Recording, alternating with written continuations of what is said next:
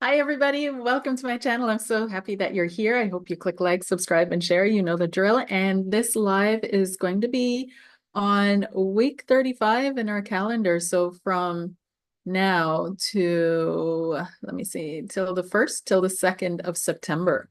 So it's the last week of August. And let's see what's coming up. Let's see what's coming right up. Yesterday, I had a fantastic Lenormand group, and it was just so much fun working together with the other ladies in the group and just diving into the readings, diving into the cards, diving into stories and storytelling and storylines. And I'll be hosting a advanced Lenormand group in about a month or two, so keep an eye out for that. Okay, let's get started on this week ahead. If you would like to stick it through, I'm going to be working on the collective first and doing a collective reading, then Aries through to Pisces, all 12 signs, and then at the end, a Q&A. I appreciate if you donate for the Q&A, and the donation link is in the description box, in the chat box. But you can also donate directly through YouTube and the donation buttons that you see in the chat here. All right, so let's get started. Hi, everybody. Hello. Hello. All right, let's get started. What's the collective energy coming up for the week ahead? For the week ahead. 1 second. I forgot to light my candle. 1 second here. Let me light my candle.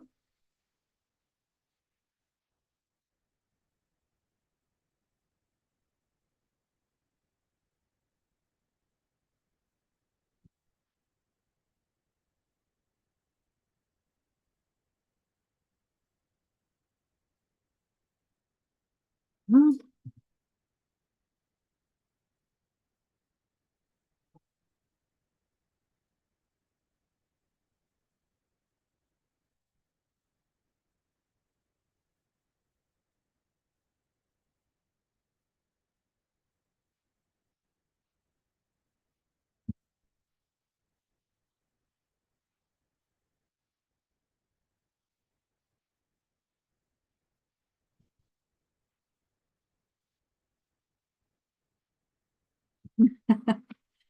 Okay. And there, so my candle's lit. The energy is kind of flowing. I feel it. But let's start off. As I was lighting the candle, I was reminded that this time in these lives, I really want to do a little bit of a meditation with you guys before we dive into everything and just get really the energy settled, because something is churning here. I'm not quite sure what's going on this week, but I feel it buzzing. So let's take a deep breath in through your nose, all the way down into your tummy. Feel your tummy just rolling out. And exhale. In through your nose, deep breath in.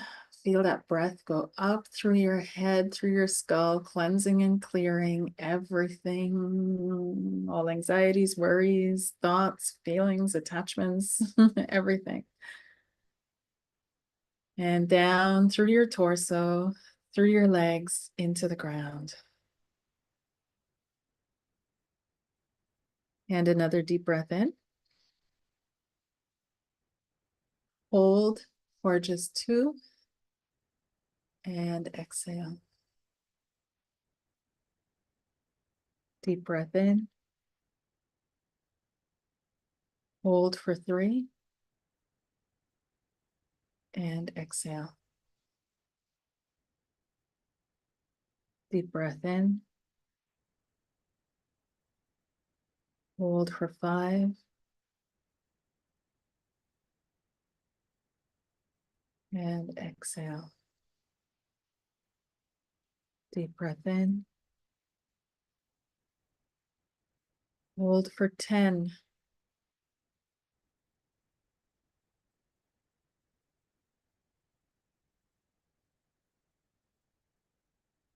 and exhale.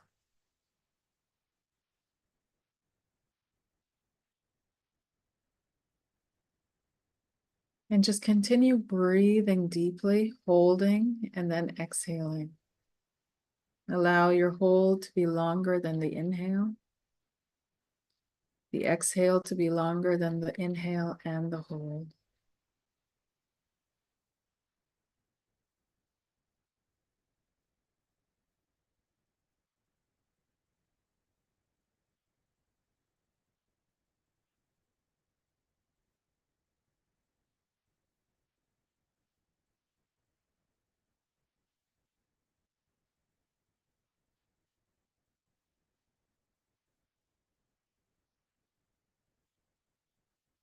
Now, while you're doing that, picture a candle flame, either in your heart or in your third eye, wherever it's easier for you. And focus your awareness on that candle flame. And as you focus on that candle flame, the flame grows bigger and brighter and brighter and brighter. And it starts to glow in your entire body, outside of your body, through your aura, and now out into the world around you. And just continue going brighter and brighter and brighter, focusing and breathing. And allow that flame to burn through all resistances that you may have that are not working for you. To burn through all barriers and boundaries that keep you locked in certain mindset, perspective, feeling. To burn through old feelings and emotions. And to purify within your body, your aura, and all around you. You allow that flame to bring clarity into your being.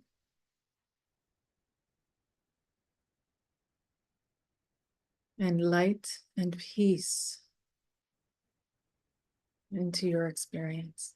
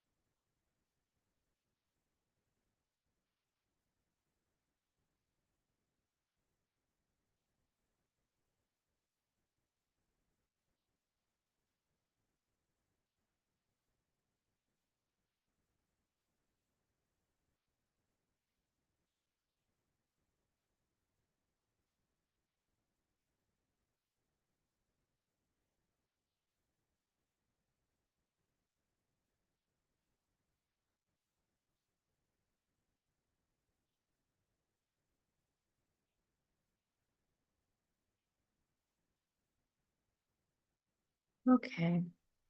Allow the flame to now start coming back in to center.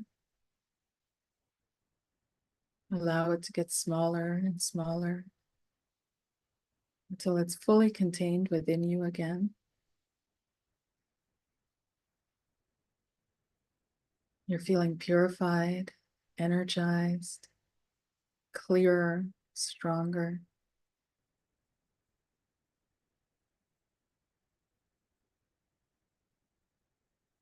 And connected. Deep breath in.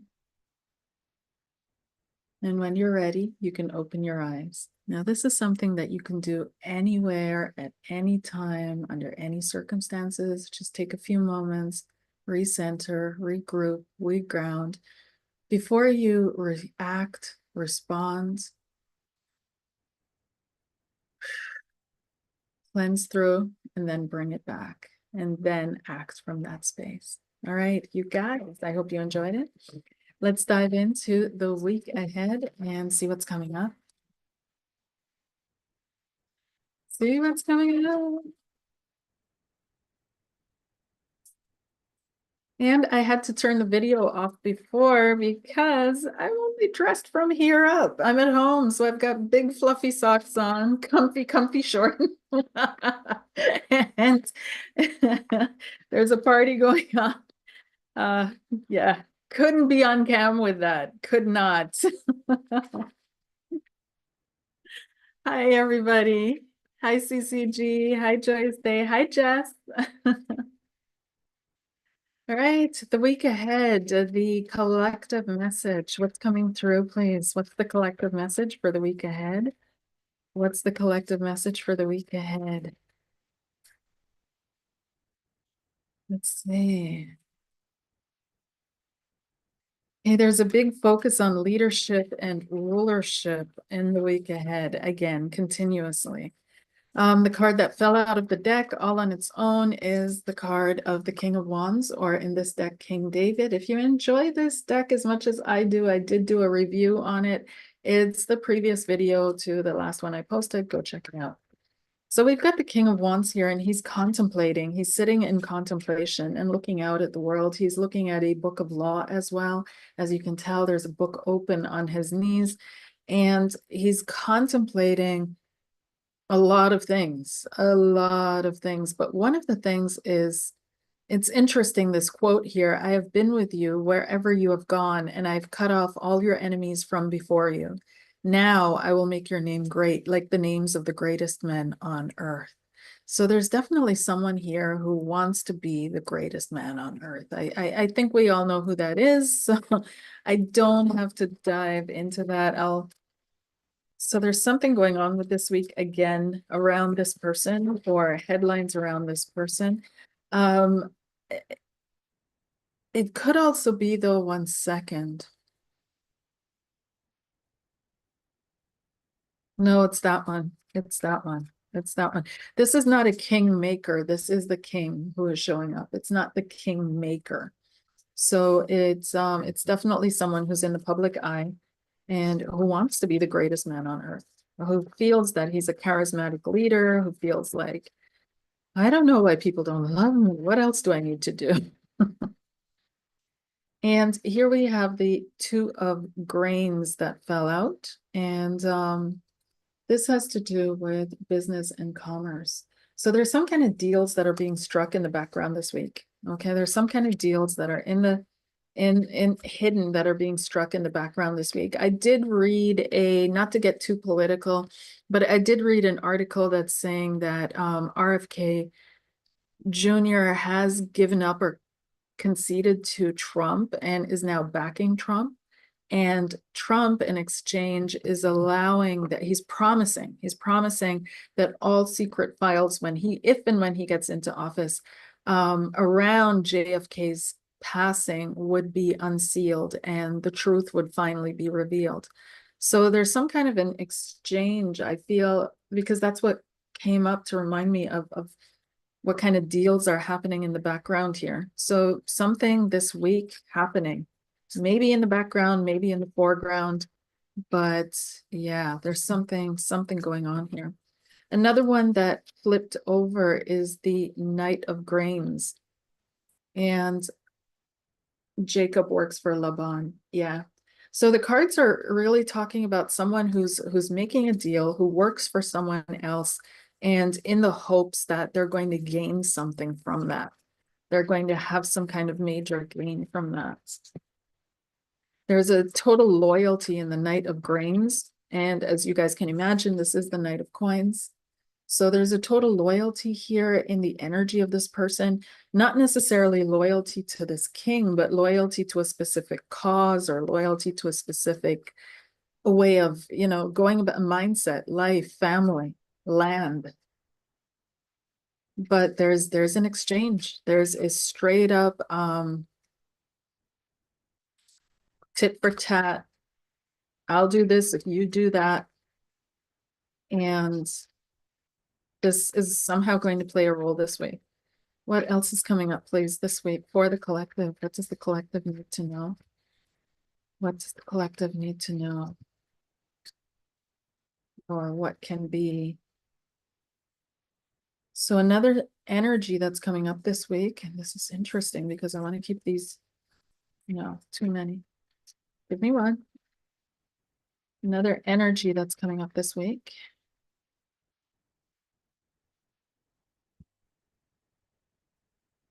Yeah. There's something around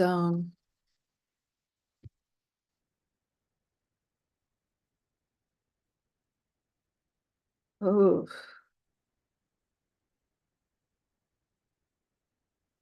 okay, this is all political. Sorry, you guys. This is all political.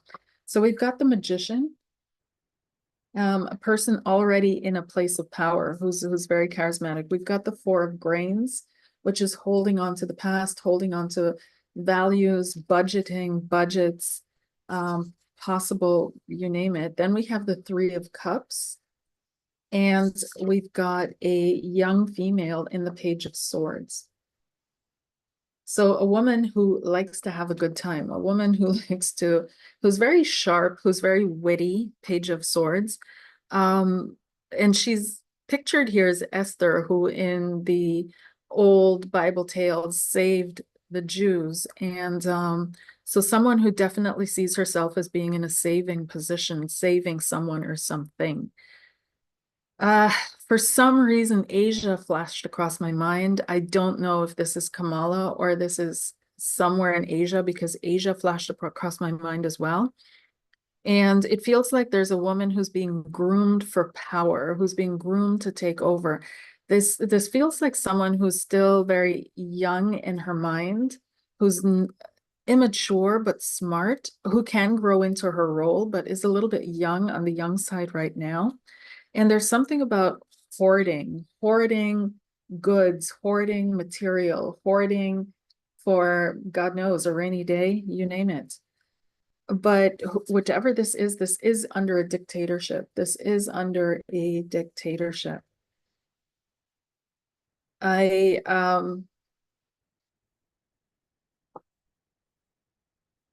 this also feels as if she comes from an extremely good background, a very high family, high-ranking family in her country. Yeah, this is not Kamala, you guys. Okay, so there's a female, and I'm picking up Asia. I'm intuitively going to Asia. I'm not quite sure where in Asia, but it's in like China or Korea or something like that, Asia. But she comes from a good family. The family has a lot of control, especially over food resources, over the resources of the country. It is a dictatorship. The family is very highly revered. There's almost a worshiping of this family. And she's being groomed to take over some kind of either diplomatic or high role. So there's something going on around that this week over there for them too. So let's try to move out of the political. But I mean, all this affects us. It affects how we live, right? So it affects our lives ultimately. So we can't really leave politics completely out. But let's have a look at the energies, please. The energies that are coming into the world this week that are affecting the collective, especially the collective that is watching this video. And what's coming up. So we have the Seven of Grains. It feels like things have stalled, or there's a stalling energy, not quite working out energy. Then we've got the King of Cups going around a lot of healing. But again, then we have the Three of Wands, or Three of Candles in this deck, looking out into a positive future. And we've got the Ten of Cups, but it was reversed. It feels almost as if, and when I look at this card, he's building a city, right? In the background, you can see him building a wall, building a city, building a temple, building something like that. And it really feels as if they're utilizing things in the past that haven't worked out to create a dream for the future. But I don't think people expect this future to work out. Okay. So there's something around that this week where there's a cynicism, the jadedness, oh, here we go again. Another leader pointing to the promised land, but we're never going to get there, are we? We're just going to continue walking around in the desert for another 40 years. So there's that energy coming up of, I don't want to say defeat, but there is a little bit of hope. But at the same time, there's just a lot of, it didn't work the last time, so why would it work this time kind of energy. It's only a week, you guys. It will pass and we'll find our optimism again. But once again, I feel people more focusing in on what's going on locally with them at home. So let's dive into that with Aries through to Pisces. Aries through to Pisces. And I'm starting off with Aries.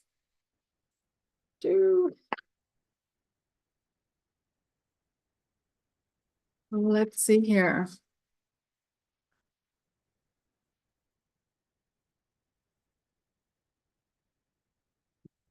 They will never let the truth of JFK come out. Ooh. Not, yeah, I don't think so either. I honestly don't think so either. I think it's an empty promise. All right, that's what I'm picking up. That's what I'm feeling. It doesn't feel like there's any backing to that or any energy behind it. It's too early, maybe in 200 years. Okay, so let's see here.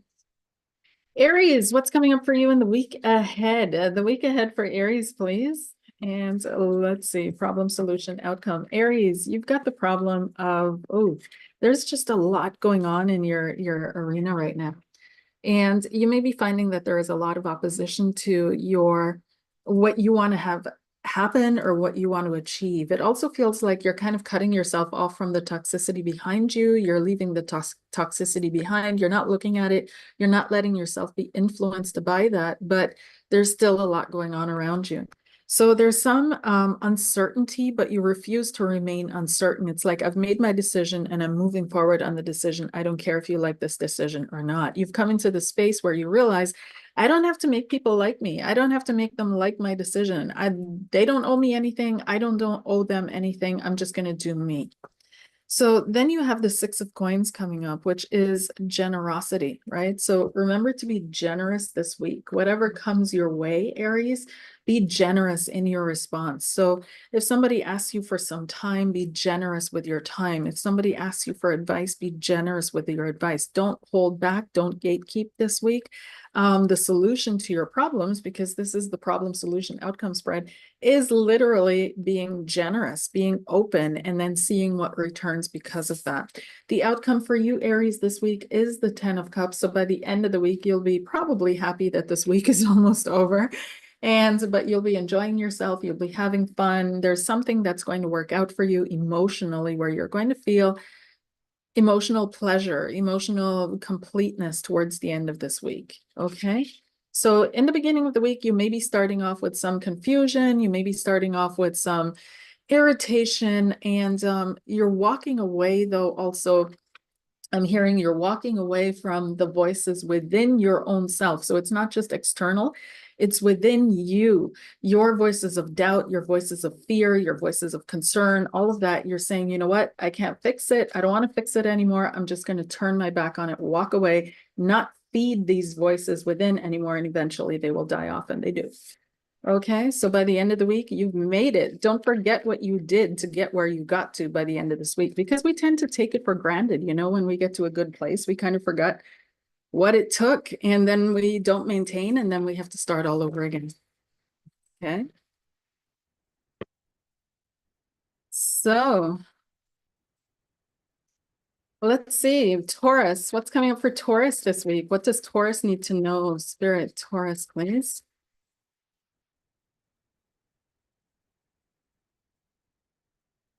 And I love how these stories and everything reaches everyone, no matter where you are. This is a further tool for spirit to reach you and connect to you. Okay. I love it. I love it. So, Taurus, what's coming up for you? Taurus, you got yourself into a pickle. This is the Eight of Swords. So, there's something that you're facing that you don't want to face. You don't want to do it. And you're thinking, la, la, la, la, la. If I can't see you, I can't hear you. You can't see you, and you can't hear me either. But that's just not the way it works. So, your solution card is, oh my gosh, don't overthink it. You're overthinking something to the extreme. And because you're overthinking it, you're hesitating to do what needs to be done, make happen what needs to happen, and you're not stepping into things, okay? I also see someone who's praying a lot at night, who's there's some anxiety here, and I'm feeling like I can't breathe. And it feels like you're praying a lot, you're investing a lot into prayer, and you're manifesting, you're doing all that, but for some reason you can't get out of this emotional space. And they're saying you need to stop overthinking. And the outcome for you is developing your faith, Taurus, developing your faith, developing the belief that there's something good out there again that you don't control, that is good all on its own, that is good because there is goodness. And even if you're not here, goodness still exists. And so this goodness is working for you.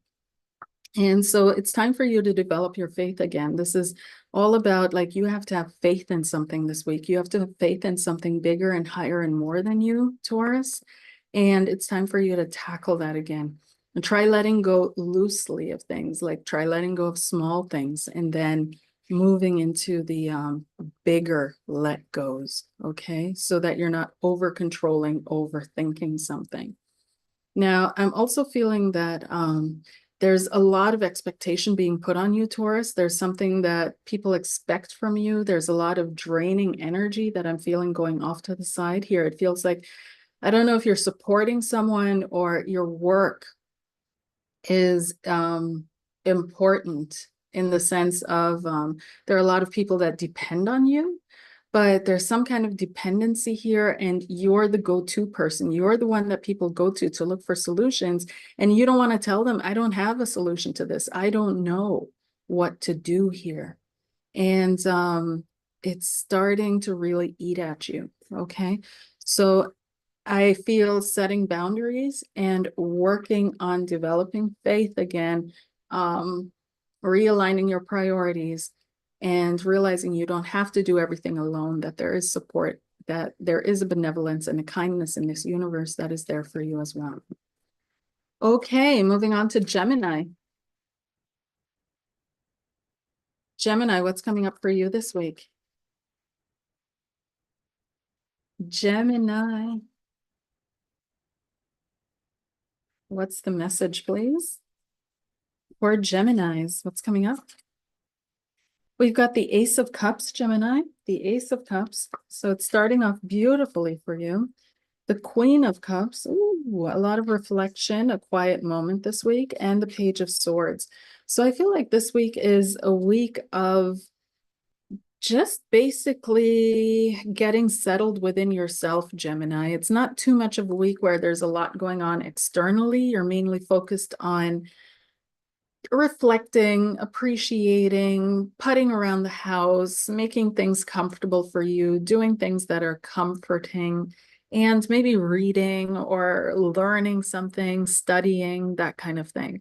But it's not a high energy week where everything's going to come together and everything's going to happen to you all at once. It's very chill. It's very relaxed. It's very light, and it's very heartwarming. There's a lightness this week that I feel is coming up for you. Very beautiful.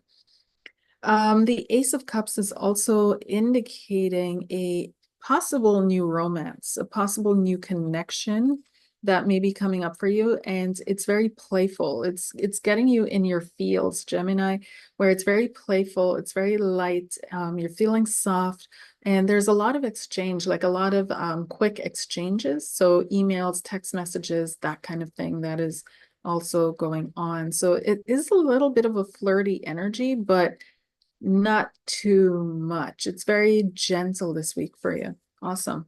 Enjoy. Okay, let's see here. If you guys are seeing ads, I'm so sorry. It's YouTube. I try to skip them when I see something's going to run for someone, but just to bear through them. I'm still here. Okay, Cancer. What's coming up for Cancer, please? Cancer. Yes, and JFK suspended his campaign and is encouraging people to vote for him. In his speech, he said if enough people vote for him, he could potentially win over the other two candidates. RFK, yeah. Yeah. Cancer. What's coming up for Cancer? What does Cancer need to know for this week ahead, please? Cancer. Cancer, something goes your way. This is beautiful. Something goes your way, leading to a celebration at the end of this week. In the middle of the week, the energy might be a little bit tricky for you, heavy for you, stale for you. It's like, oh, Wednesday, the Wednesday hump. But ultimately, it works out beautifully for you. It starts off with a little bit of a fear. I'm seeing a Cancer going into work, kind of going, let's see here. Or the King of Swords. There's some kind of a judgment or a maybe someone is looking over a project of yours, or you have to go in for some kind of talk or some kind of meeting, some kind of a decision that is coming up this week, Cancer, but you're in the beginning of the week, you're not feeling it. You're really not feeling it. But towards the midweek, things kind of slow down. The Seven of Coins, it feels as if something on the one hand, didn't fully work out the way you expected it to, but by the end of the week, and this is the energy that kind of overrides everything, is the Page of Wands. And it's beautiful. It's absolutely lighthearted. It's feeling successful. It's celebrating. It's happy. It's light. There's a message that's coming in for you that is going to lighten everything.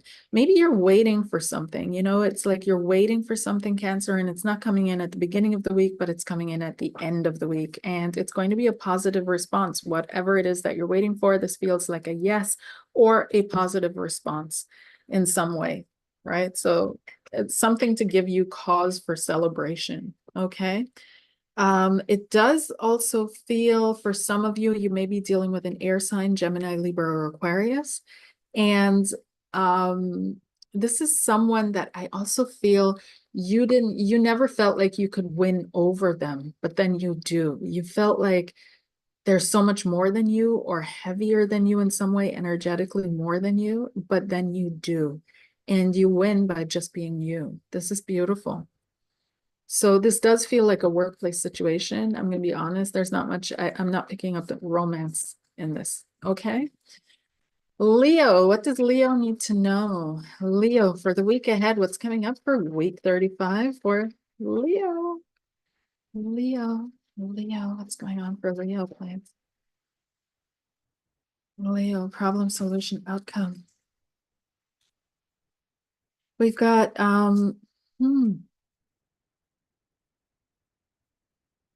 Leo, this is a week where you have to take your responsibilities seriously. Leo, what's going on?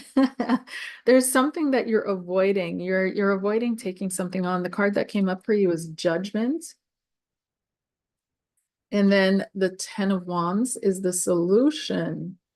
So the Ten of Wands is the solution. That's taking it on, means that there's something that you're not taking on. And it's almost in order to renew something or to revive something, you have to take on something. You have to take accountability, take responsibility. You have to own something. You have to be willing to accept something. And it may not be the easiest thing in the world to accept, but if you really want something to start over for you, or to have a second chance at something, there's something you need to own. And once you do that, you step into your energy. You start shining, Leo. This is the Queen of Wands. This is absolutely your energy. And you start shining. You start shining. And you become someone that people look up to. There's a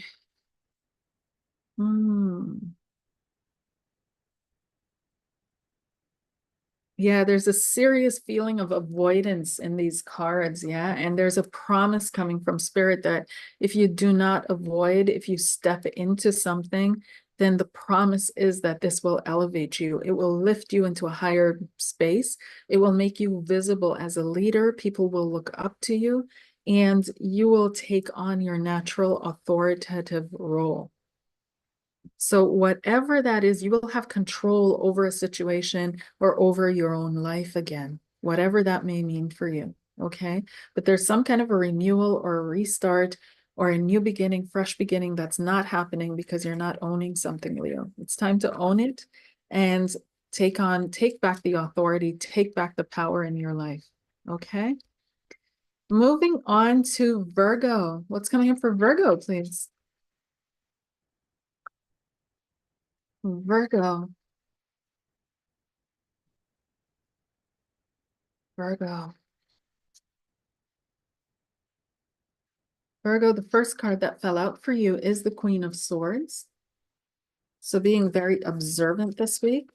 Also a peacemaking, some kind of a peacemaking, like starting off the week wanting peace, needing peace, wanting to balance out some kind of a connection or relationship with someone. Solution, outcome. Okay. Virgo, this week's energy for you is all about peace and having peace as a basis to initiate something. And we see here the Queen of Swords. The Queen of Swords is about balance, peace. I keep repeating that word, but for some reason it's important.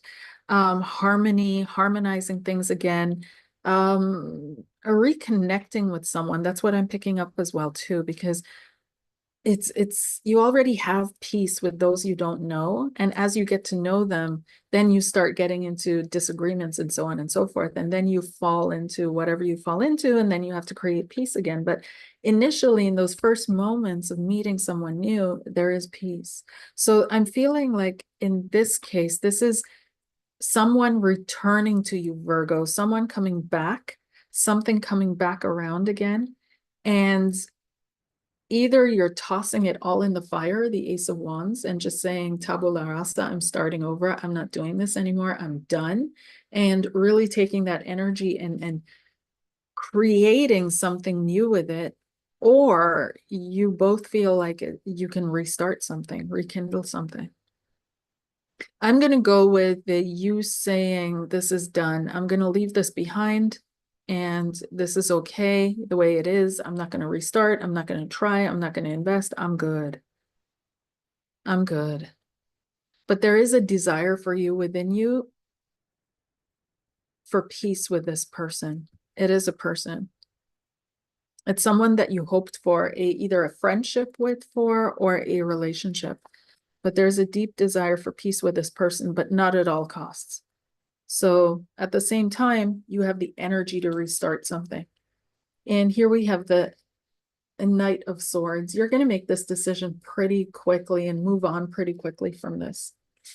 Whatever this is and whoever this person is, you're going to move on very quickly from this. You're just going to make a decision. I'm starting over. Ace of Wands. And I'm done with it. I'm going to move on now. Knight of Swords. And Knight of Swords has to do with swiftness, quickness, rashness. And you're not going to be silent about it. You're going to be totally open about it. Like just, yep, that's the way it is. Yeah. So seems like an okay week for you because you're getting clarity and you're clearing things up, Virgo. And yeah, you're letting things flow here. Libra, what's going on with Libra? What does Libra need to know for this week, please? Libra. Libra. Libra, problem, solution, outcome. Libra, you have looking like two problems here. We've got the moon and the six of, okay. So Libra, there's a fear here, the moon card, and you've got the Six of Wands, success, recognition, validation. That comes up as the problem.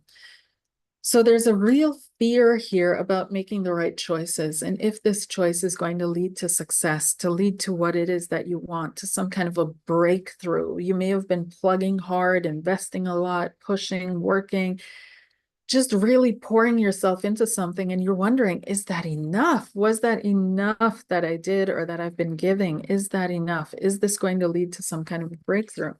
And Spirit's saying, oh, you've got to battle a little bit longer. And this is the Seven of Wands, which is standing up for yourself, standing up for yourself against other interests, against other beings. We see here David and Goliath, right? So it feels as if you're wondering, do I have what it takes? That's what I'm picking up from this. The Moon, the Six of Wands, and the Seven of Wands. Do I have what it takes? Do I have enough? Am I good enough? This is kind of haunting you at night. Am I good enough? There's a deep insecurity that I'm picking up here, Libra. Okay. The outcome is the Two of Grains. And it does feel like, yes, you have enough. You have enough, but you may be living day to day, month to month, paycheck to paycheck, that kind of thing. And it's very, what do you call it? Exchange based. So there's no surplus, there's no extra, there's no room to move. And this is what's getting to you. Let me pull another card here. Please clarify the Two of Grains. Clarify the Two of Grains. Clarify the Two of Grains. And we've got the Five of Swords. Yeah, you feel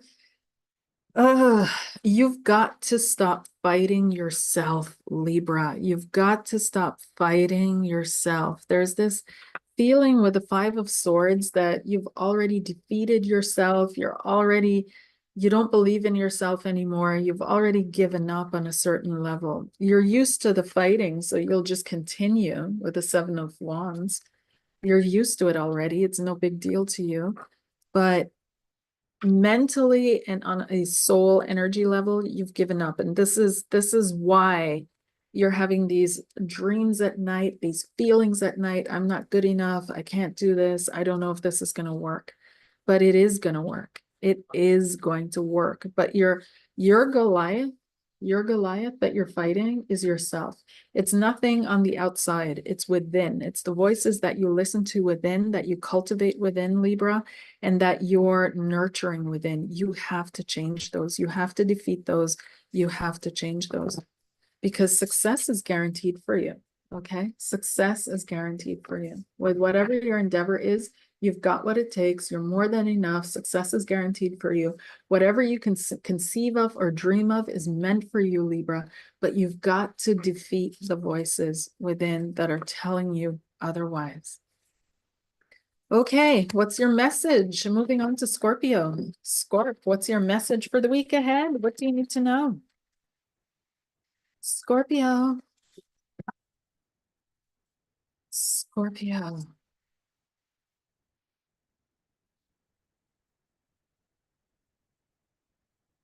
Scorpio, please. What does Scorpio need to know? Scorpio, we've got the 10 of coins, or the 10 of grains in this case. We've got the Tower. And we've got the 9 of grains. Okay, so there's some kind of a financial disappointment this week, but it's nothing major. Okay, you've got the 10 of coins on the one side and the 9 of coins on the other side, the Tower in the middle.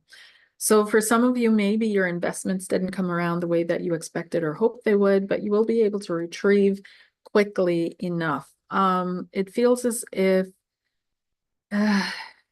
for some of you, it might be around an inheritance. There may be some kind of a squabble or some kind of a battle, but you will come out on top. So there's always like this energy of it's about this, and you're thinking you're going to get the whole thing, and then you get almost the whole thing, and you kind of think this is a catastrophe. Scorpio, don't be greedy. Don't be greedy. So there's something going on about money this week, and it could be that you're expected to come up for something in its entirety, but then it comes around after you argue your case or your point. It could be that, like, I'm feeling some kind of a disappointment here around the Tower.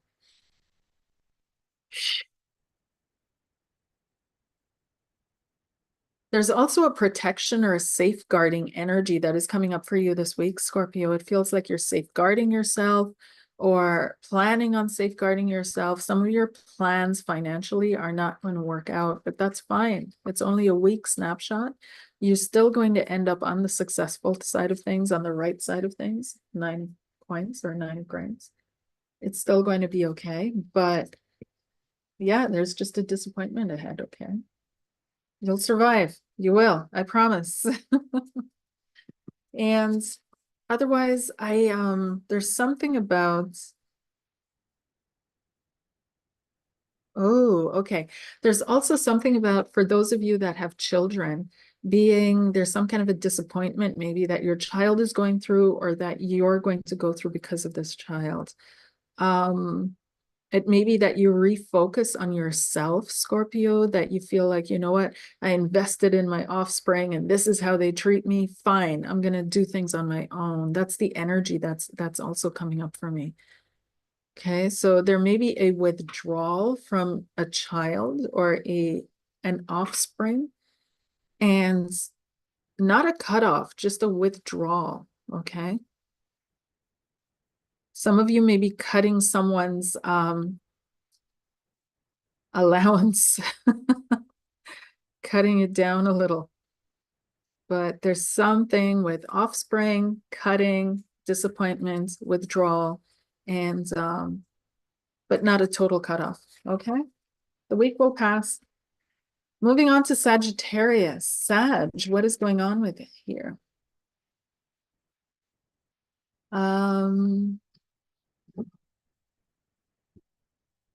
Yay! How are you guys feeling in the chat? How are you guys feeling in the chat? Thank you guys so much that you're here. I have the best chat ever, ever, ever. No nasty comments, just peace. Sag, what's coming up for Sag, please? Sagittarius, what does Saggy need to know for the week ahead? Week ahead for Sag. Sag, you've got the 8 of Swords or the 8 of Feathers, the King of Wands, and the Page of Cups. Okay, what am I feeling here?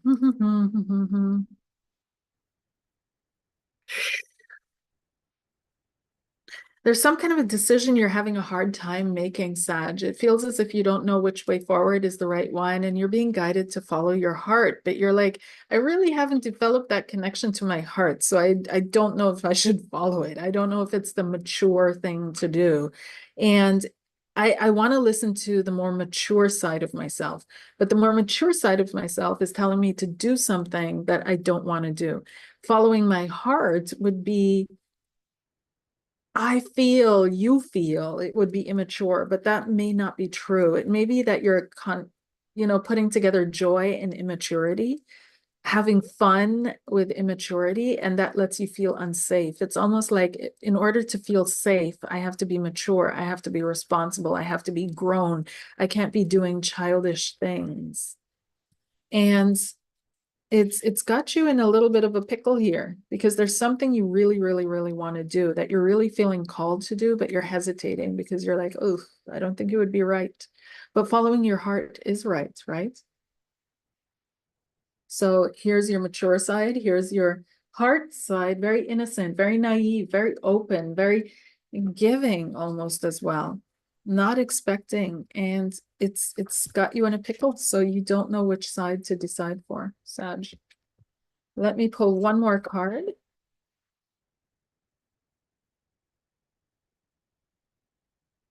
One more card here. Yeah, there's 4 of Cups energy, contemplation, anger, and interesting because these two are the same prophets. This is Jonas and this is Jonas. And this is Jonas, or Jonah, when he's supposed to go and the fish has spat him back on land. And he's supposed to go prophesy for God, and he's saying, ugh. So there's this resentment toward it is that you're supposed to do, Sag, and you don't want to do it. I say follow your heart. Okay. That's just me, but you have to know what your situation is and um if it's really feasible to follow your heart, but if it is, then do so. That will bring you more peace and satisfaction. Okay. But it's better than sitting in this energy of feeling stuck, can't move on. My situation sucks. I don't want to be here. I don't want to be doing this. I don't like this. I resent this. Then follow your heart. Go where you're treated best, as the saying. Go where you're accepted. Go where you're wanted. Go where you're celebrated. Okay. Because it feels like you're also working hard to make someone love you, Sag, and that doesn't feel right to me. Okay. You're working hard to make someone love you. Alrighty, Capricorn. Caps. What's going on?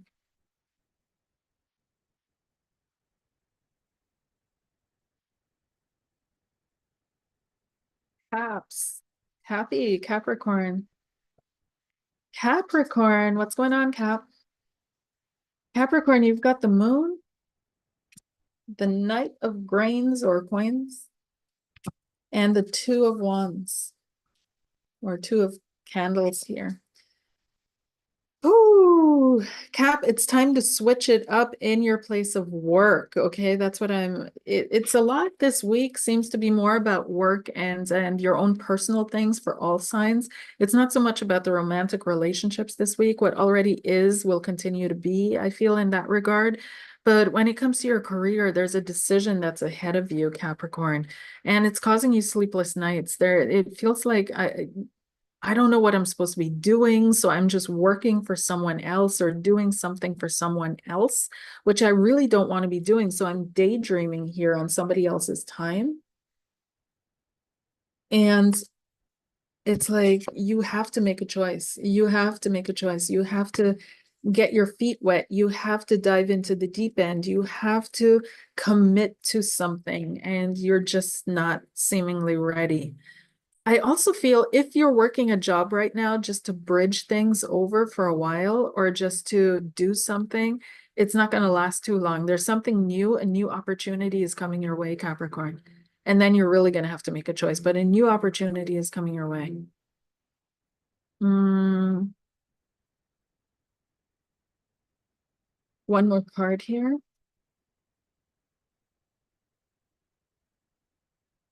Yeah, you've been enduring in your workplace for a long time. You've been sticking it out. There may be a mobbing environment that you're working in as well. There may be some kind of group that is either mobbing you or mobbing someone else, and you're just not liking it. You're just not liking this energy of this group that you're working in.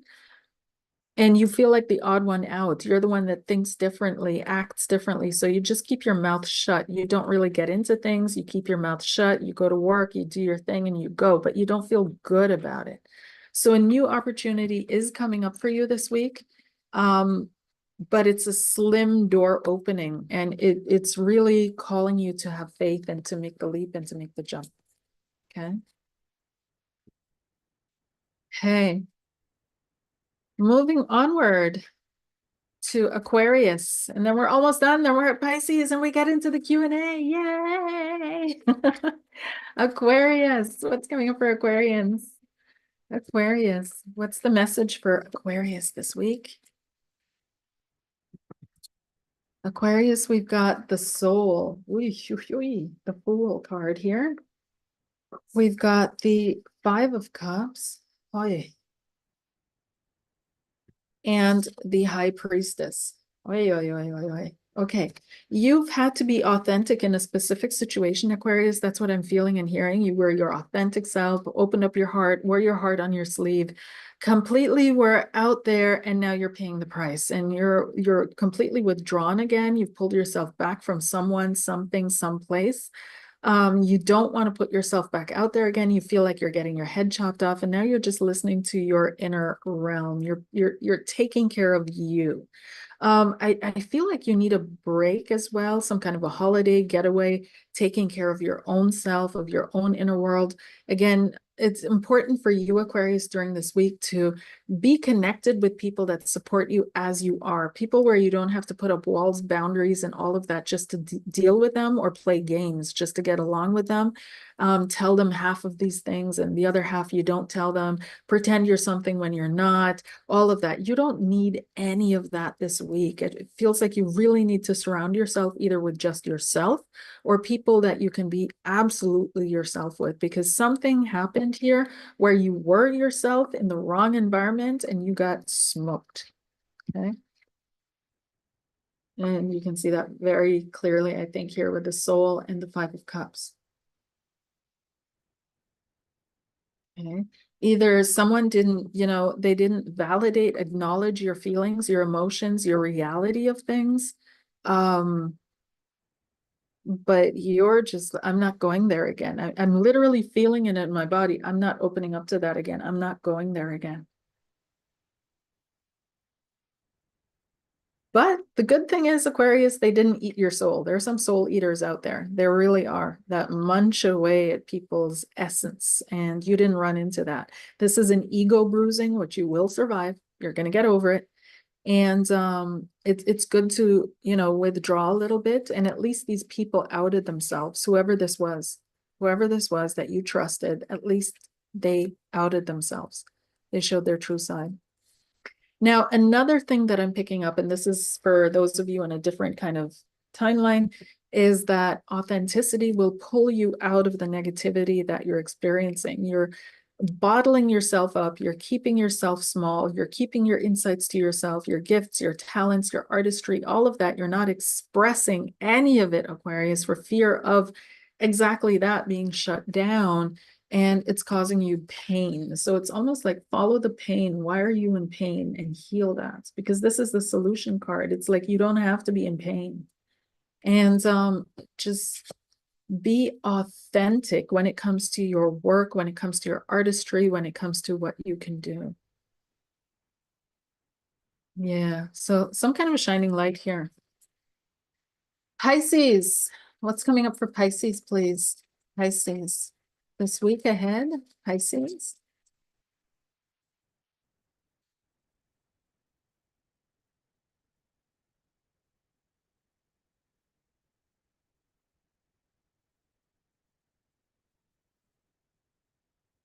Oh, Pisces. There's something heavy in the energy here. Okay. So the first card for you, Pisces, is the Emperor, and that's the heavy energy I'm picking up. Oh, there's something around structures, having to deal with what gives you structure.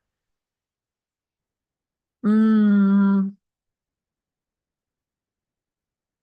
may be having a hard time manifesting something into your life that you really, really, really want and giving it structure. And there's something around this matrix, dealing with this matrix, that is causing you anguish. And so Spirit's saying that your solution is to, with the Temperance card, is to be patient, to be expansive. This is Sagittarius, so connected to Jupiter. To be expansive, to be generous, to be patient, to be kind, to be, balanced. And the outcome is a new opportunity, an absolute new opportunity for you. Here we also have the Ace of Wands, taking a new opportunity, taking a new stance on things.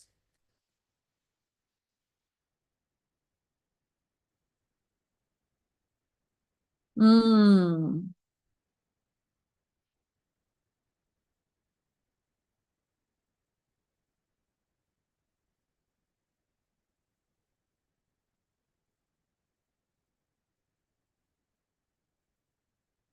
It also feels like some kind of authority figure. You're having issues with the authority of something or someone over you in your life. You're not accepting it, but you're biding your time, Pisces. You're waiting for the right time. You're waiting for the right moment. I also see some of you praying for the right person to come into your life and to literally light up your life. And something is going to happen. You're going to get a response with the Seven of Cups, but this is temptation. So be mindful. There is going to be a temptation as well this week. Pisces, it feels like you're struggling. Yeah.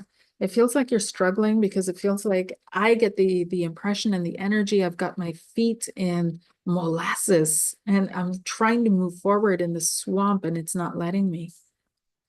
And it feels like everything has authority over my life. I have to subject or submit myself to an authority. Someone also trying to lord it over you in a relationship, someone getting into power fights or power imbalances with you, and you just taking it slow, one step at a time.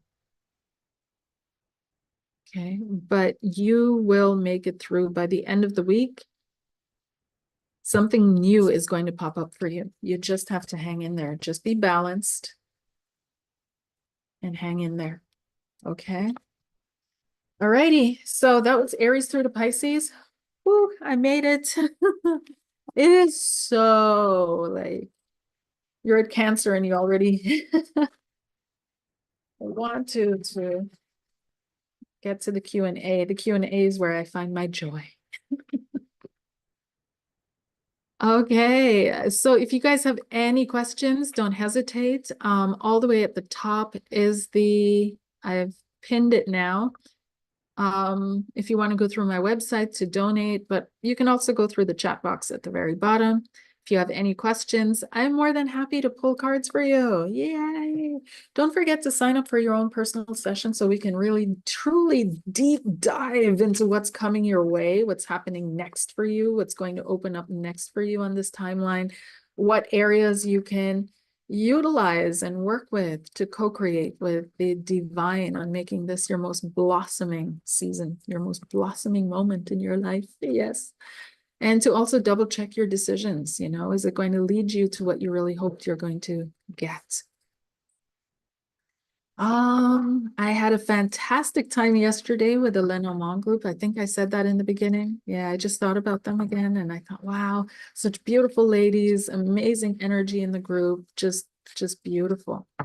And if you guys wanted to be a part of that and you missed it, I will be doing a part 2 in a month or two. So keep an eye out for that. That's going to be a more advanced version. So you'll have to come already knowing your cards and how to read basic readings because we're going to be focusing on the storytelling, the combinations, and drawing in all kinds of things, the other connections to the cards as well. So I'll need people to be a little bit more familiar with the cards because it takes a while when we're all reading each other and it's so much fun in the group, but it does take a moment. So if I have to go through the basics first and then get to the advanced, it's just too long. So please come with your basics set. Yay! Again, if you have any questions, just post them in the chat.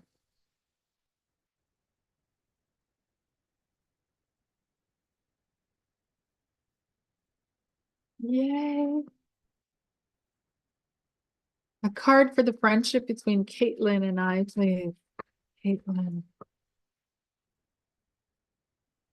When I say the name Caitlin, I feel like someone is struggling in a spider web. There's a lot of sticky energy around her, and it's not her. She's caught in some kind of a web and she's struggling to get free. It feels like she's feeling in a stuck, it's so cliche, stuck place at this moment. But it's in part, she's looking for answers and she's not getting them through you, so she gets irritated, if that makes any sense. Okay, but let me pull a card for you, Christine.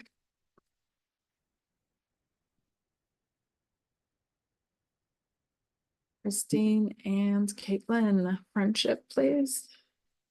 Friendship, Caitlin, Christine. The energy of the friendship. Oh yeah, yeah. There's a lot of fear here. There's a lot of anxiety and fear. And it's almost as if we also have to be careful and be mindful, right? And I need to do that with my own friends. As I'm saying that, this is a message for me as well as for you guys, Christine. But we have to be mindful what kind of energies we allow into our friendship. So some of my friends, my very close friends, will delete messages in the chat because we just don't want that kind of energy in our space or our room. So we'll share it with one another, but then we'll delete the messages out of the chat because it brings in a certain energy into us, into what we relate, how we think about each other on a subconscious level. So if we're trauma dumping too much, or if we're complaining about the world too much, it also affects us, and it affects our friendship and our relationship to one another. So we cancel that. And I feel like that has to happen with you guys. I don't know if you're trauma dumping a lot, or she's doing a lot of trauma dumping, or both of you together, or what's going on, but there's something like a negative energy pipeline into your relationship, and that's causing things to be a little bit stressful. And I see that here with a moon card. So there's this anxiety and this worry, and you over here, and you're kind of thinking about yourself a little bit, Christine. Okay, so this relationship is also because your friend is a true friend. She's got the Two of Cups. Okay. So it could also be that she just started a new relationship, or she's, working on her relationship with someone, and that's why she's withdrawn. That she's focusing on her love relationship. But otherwise, I'm not getting that she's not a true friend to you. Okay.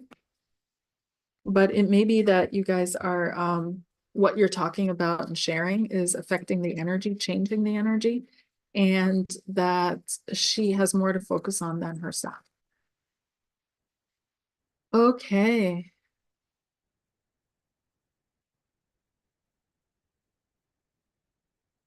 Yay. Thank you so much, CCG. That is so sweet of you. I so appreciate your support. Thank you so very kindly. May I please have a personal problem outcome solution reading, or whatever comes out for me? Absolutely. If you want me to focus in on something specific, write it in the chat. I'll wait for you to answer. Astral Princess, I'm really worried about money.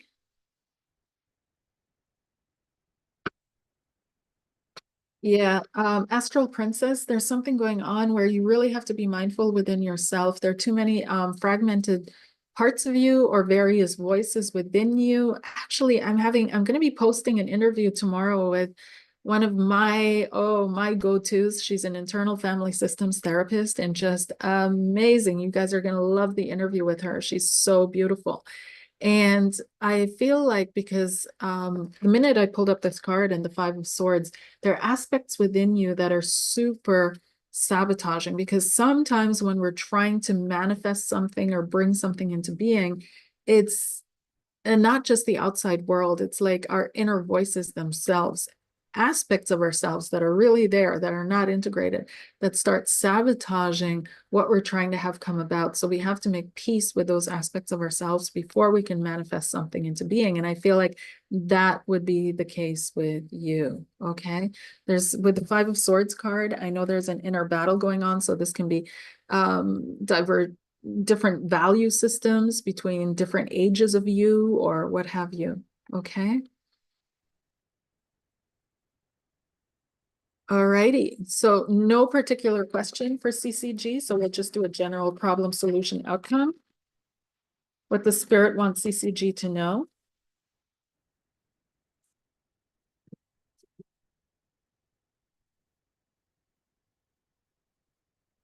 What's the message from spirit, please, for CCG?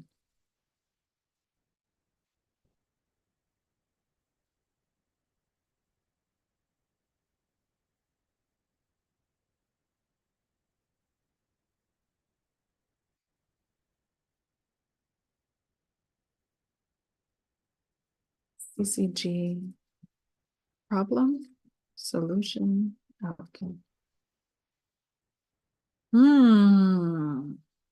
Clarifier for outcome, please. Okay.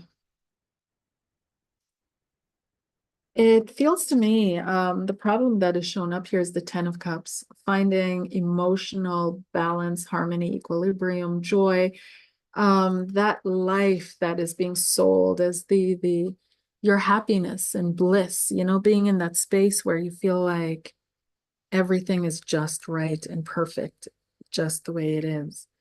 So it feels also as if, since this is in the problem position, that there could be some kind of familial problem that's going on or affecting you. Some problems in the family that have or are affecting you in some way, shape, or form, CCG. The solution is to pause. This is the Two of Swords. And the Two of Swords is to pause. And the picture on here is the story of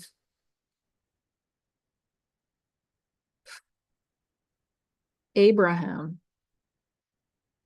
And way back in Genesis, God decided to test Abraham's faith. And he said, take your son, your only son, whom you love, Isaac, and go to the region of Moriah. Sacrifice him there as a burnt offering on a mountain I will show you. And Abraham gets ready, takes his son, his favorite son, to this mountain of Moriah, and is following God's word to the letter, and has prepared him for sacrifice. And just as he's about to sacrifice Isaac, an angel of the Lord comes down and tells Isaac, okay, you won. Tells Abraham, you won. We know that you're faithful. Don't sacrifice your son, and gives Abraham a sheep or a ram or something like that to sacrifice instead of the son.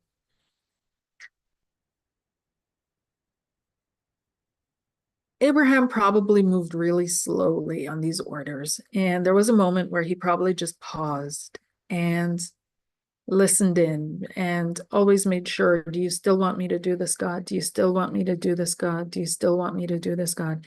And I feel like that's why this was put on the Two of Swords card, because the Two of Swords literally is to pause, not to make a move.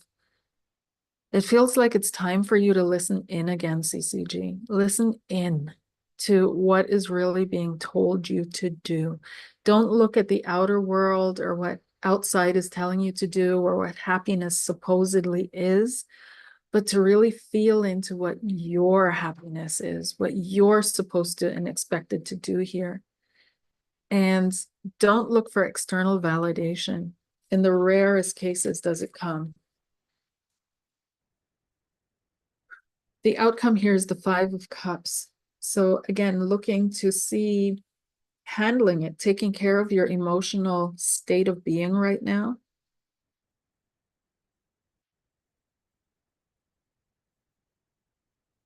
Your true emotional state. And I'm also feeling like this is also talking about your relationship and your connection to the divine. Okay. That's literally what's coming up. There's some kind of a resistance or a what do you call it? A poutiness when it comes to dealing with the divine. And we have the second temptation card here, which is the Seven of Cups. So there's a lot of questioning in your soul going on. Why are things the way they are? Why is life the way it is? Why is this happening to me? Why is this all going on like this? This all makes no sense. I don't want to be a part of this. Why can't we all live in paradise? Why can't everybody just get along? And so Spirit's calling you home, literally. They're saying it's time for you to get connected again, okay? To work on that connection again, on your inner connection, your inner trust, your inner faith, your inner belief. And it starts with how you speak to yourself about what you're experiencing. I hope that helps. These cards are, yeah, they're definitely doing their job.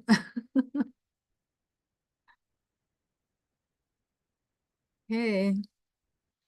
Nora, is my mother holding me from being able to heal and improve my health? Will I benefit from moving away from her? Ooh.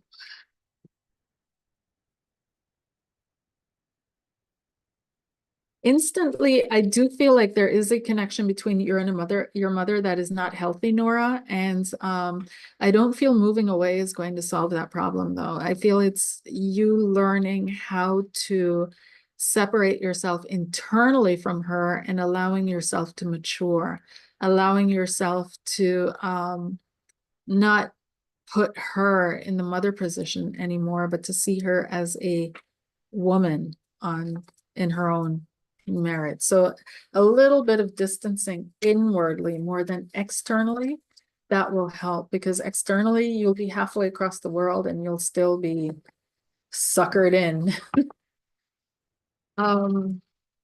Heal and improve your health. That's interesting, because I do feel it's a little bit of a vampiric relationship. There's some kind of I don't know in which direction it's going, but it also, if you're getting sick and your systems are out of balance, then you're taking on a little bit too much from her. But that, again, you have to stop doing. You have to stop feeling like you're responsible for her emotional state of being, for how she feels, responsible for her happiness.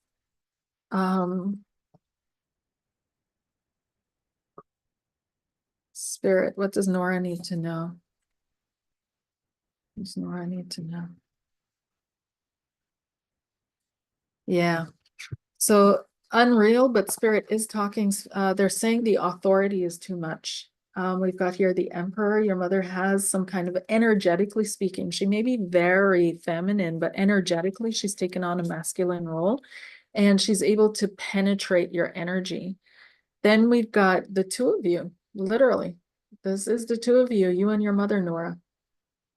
And this is the Six of Swords traveling. It says here, working on something. This is the Eight of Grain. So hard work, putting in hard work. And what I was speaking of, this is what I was feeling, finding your autonomy. So moving from identifying yourself as your mother's daughter, in a sense, right? Moving from this to being yourself, to that. And that doesn't matter where you are, I hope that helps.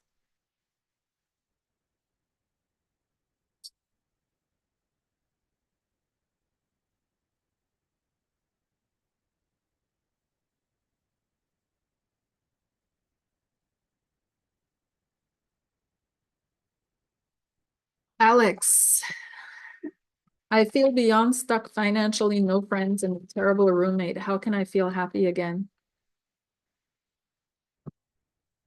How can I feel happy again?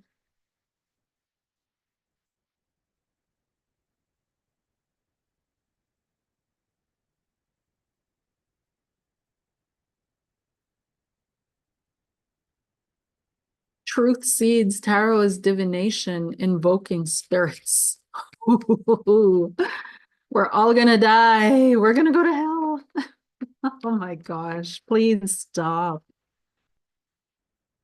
This is exactly why the church struggles. Please read Deuteronomy 18:10. Yes, I did that. Truth seeds, let me send you a little bit of something, something.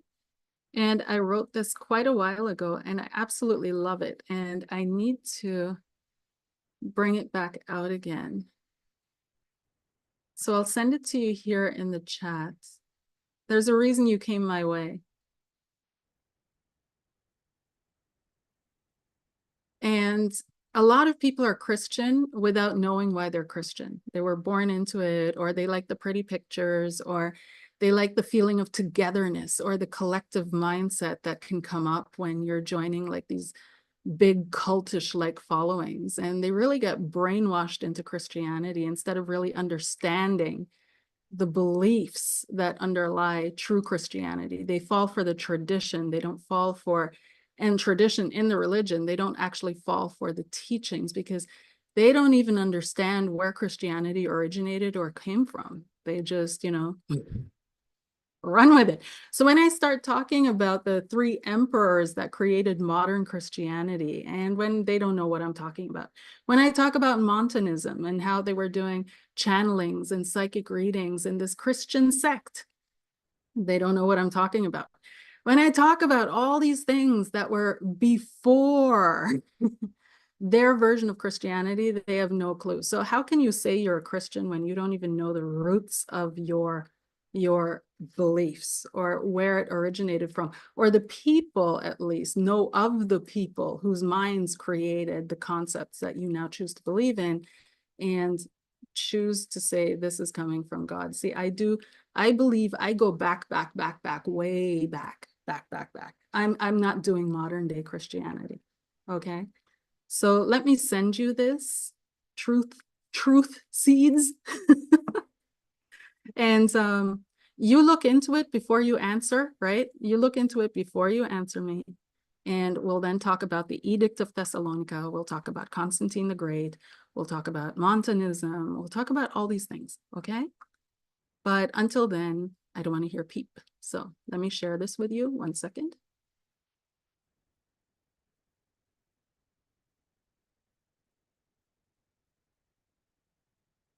Here you go, truth seeds.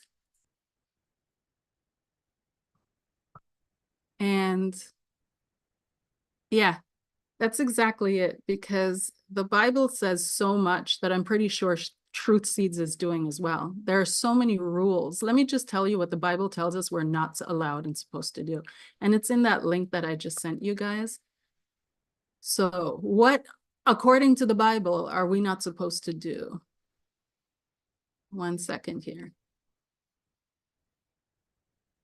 Let me just scroll forward. Thou shalt not suffer a witch to live. Never mind the political situation that was happening in those days when those laws were written. Who cares? So let's look at 37 things that are banned in Exodus and their penalties. And then we'll look at 76 things that are banned in Exodus and their penalties. And I'm pretty sure one of those 37 or 76 things you are doing, truth seeds, 100%. People always step to me, man. They don't know who they're talking to. I'm in my little corner, my peaceful corner of the internet, pretty much protected. So no idols or idol worship, punishment down to the 3rd or 4th generation of children, no wrongful use of the Lord's name, no work on the Sabbath. If you've worked on a Saturday or a Sunday, which in modern day society, I'm pretty sure you have at some point, no murder, adultery, theft, false witness, or covetousness of your neighbor's stuff. So if you've even seen anything that you've desired that maybe your friend or your neighbor had, no idols of silver and gold, no altars of hewn stone, no altars you have to step up to. If you go to church and you stepped up to an altar, then, well, no selling female sex slaves to foreign people, no reducing food, clothing, or marital rights of a first wife when the second comes along, no killing a person with 1 blow. No striking your mother or father, no kidnapping, no cursing your mother or father, no killing a slave with a blow, no injuring a pregnant woman during a flight, no blinding or knocking out teeth of slaves, no letting your ox known for goring people wander free so that it gores another person, no open pits left around that animals can fall into, no letting your ox known for goring animals wander free so that it gores another ox, no stealing an ox or sheep, no killing a burglar in daylight hours. It's okay though at nighttime. No letting your animals graze in others' fields or vineyards, no starting a fire that destroys someone's grain, no stealing stuff that is in a neighbor's safekeeping, no falsely disputing ownership over something, no stealing something entrusted to you, no letting an animal you've borrowed be injured or killed, no seducing a virgin, no being a female sorcerer, no bestiality, no sacrifices to other gods, no mistreating widows or orphans. So, and mistreating widows or orphans is a thing. Have a look at that, you know, how far your actions go with where you purchase something or what you purchase or what you buy, who created the t-shirt or the clothing that you wear, right? No exacting interest, no reviling God, no cursing leaders, no delays in harvest offerings, no eating carrion, no spreading false reports, no being a malicious witness, which you are actually being right now in my chat, no following the majority in wrongdoing, no lying with the majority in a lawsuit, no being partial to the poor in a lawsuit, no perverting justice for the poor, no false charges, no killing the innocent, no bribe taking, no oppressing resident aliens. No showing up empty-handed at annual festivals, no offering blood sacrifices with anything leaven, no not wearing the proper ceremonial garb, no work on the Sabbath, including lighting fires. That was actually punished with execution, by the way. So let's have a look, and that was just in Exodus. Now, the 11 things that most people do anyway, 11 things the Bible bans, but you do anyway. Allow necessary cookies and continue. Round haircuts. Leviticus 19:27 reads, "You shall not round off the side growth of your heads, nor harm the edges of your beard." Football. Leviticus 11:8, which is discussing pigs, reads, "You shall not eat of their flesh, nor touch their carcasses. They are unclean to you." Remember that footballs are made out of pig skin. Fortune telling. Pulling out. The Bible doesn't get too much into birth control. It's clearly pro-populating, but back when it was written, no one really anticipated the condom or the sponge, but pulling out does. So in Genesis 38:9-7, it says, do not do that. Polyester or any other fabric blends. I'm pretty sure you're sitting probably in something polyester, be it the pants, be it your t-shirt, be it your bra. The Bible doesn't want you to wear polyester, not just because it looks cheap, it's sinfully unnatural. Leviticus 19:19 reads, "You are to keep my statutes. You shall not breed together two kinds of your cattle. You shall not sow your field with two kinds of seed, nor wear a garment upon you of two kinds of material mixed together." Divorce. Letting people without testicles into church. Wearing gold. Do you wear jewelry? Shellfish. And on the list goes. So yeah, leave me alone with this. Please get off my live stream, read through that which I just sent you, and then we'll have a chat again. I love this though.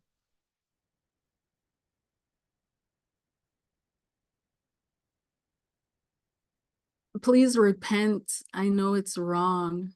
And no, I don't know it's wrong. Read up Montanism. Read up Montanism.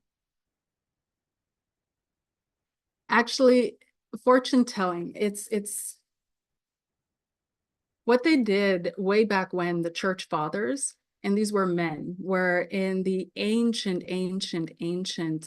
Christian sects. Oh, I love these discussions in this topic. In the ancient Christian sects, like the original Christian sects, if you read up on it, they talk about the signs of spirit and the signs of spirit that people have, which coincidentally are the same as the signs of possession. But so speaking in different tongues, being able to see things that are, in spirit, the discernment of spirit, all these things, there are 7 to 9, depending on which one you read, where you read it, but there are signs of spirit. So in the ancient Christian sects, they had channelers in each of their churches, and they were predominantly women that channeled information directly from source and from spirit. Men in power, men in charge didn't like that. And so they started going against that. And I'm putting this in a nutshell. But eventually what happened is the Edict of Thessalonica. And at the Edict of Thessalonica, 3 emperors came together and they agreed on what was going to be the church moving forward, not the belief. People always confuse that. They confuse true Christianity, religion, tradition, and the political creation, which we now understand as the church, which roots in these 3 emperors trying to unify their empire. Unify an empire that was scattered, that was so big it was containing all these various groupings and languages and so on under one mindset and one belief. And one thing that really ticked them off were people channeling truth. Always has, always will. It really ticked them off. So these emperors got together and they were all following one sect of Christianity. There were over 400 sects at the time. And they decided that that was the only true Christianity. So after their decision and this Edict of Thessalonica, in which they wrote it was okay to kill, murder everyone that didn't believe this. So they did actually go around and do that. And that was also the time which brought in the baptism of babies, because original Christians didn't baptize their children. Jesus was baptized at 30 or 33 years of age, depending on who you read. And so that's the age of Christian baptism originally. And they went out and they forced babies to be baptized. Otherwise, their houses would be burned down, the people would be killed, and so on and so forth. That's the political Christianity that you're talking about. So your superstition, your superstition is what you believe in to be true truth seeds, unfortunately. And you're not seeing the political mindset, the political times that people were in, the differing factions, the things going on back then. And if you read the Old Testament, you'll see it's pretty much, it's like nowadays going and saying with Israel and Palestine, right? Somebody was born in Palestine. Israelis aren't allowed to marry Palestinian women because they bring wrong beliefs into their mindset and the way that they think about things, hypothetically speaking, because that's what they were doing in the Old Testament in the Bible, was saying that Israelites weren't allowed to copulate or to marry women outside of that because they were bringing in wrong beliefs into their religion. It's a different political environment. And so you really have to have a look at that. And what else here? So yeah, I don't think God is against something that he gave people the opportunity to explore and to experience and to have. If God is the creator of everything and all, then this is allowed. So it would be a little bit perverse, and I don't believe in a perverse God, to give something to beings that you love, an ability, a gift, and then to say, oh no, but it's evil and it's wrong. Don't use it. I gave it to you, but don't use it. If God is the creator of all things.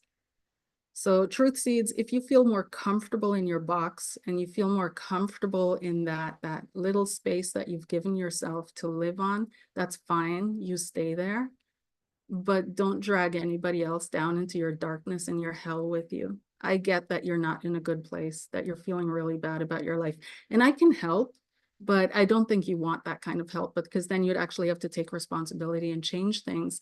And I don't think you're that type of person. Sorry. Oh gosh. Now you really got me going. I love that. But it's good to get the information out there, and God does work in mysterious ways. So somebody needed to hear this who's going to be rewatching this. And so I'm thankful and grateful that you got it out there and somebody can look it up. Okay. All righty. So let me go back to the questions and what I'm actually meant to do here.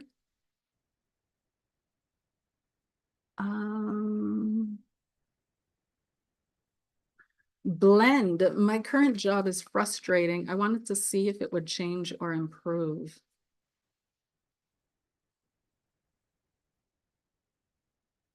Let's see here, blend.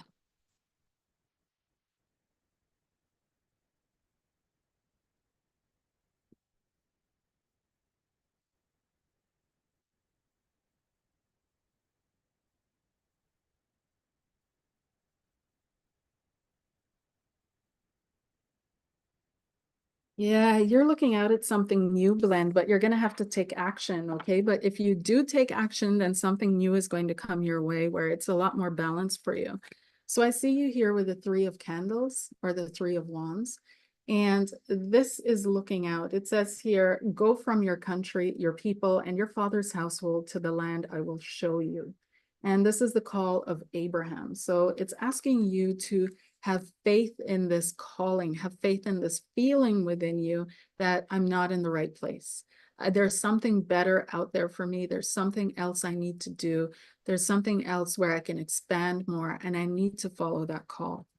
And you'll need to take action. The solution card is here. You are protected. You are protected. Just follow my lead. Follow what I'm telling you to do, and you are protected.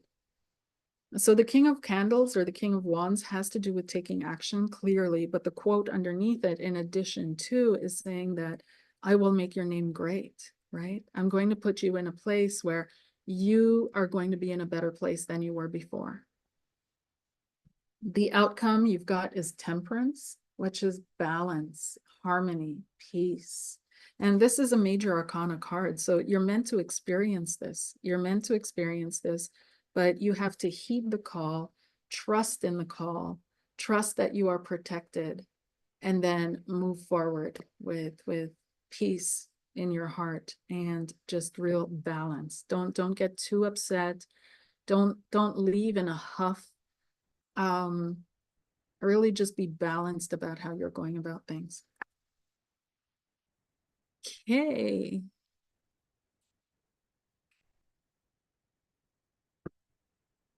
Okay, Alex.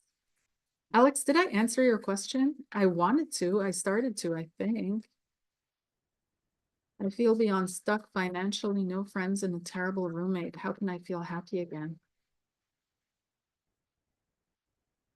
Let's see here.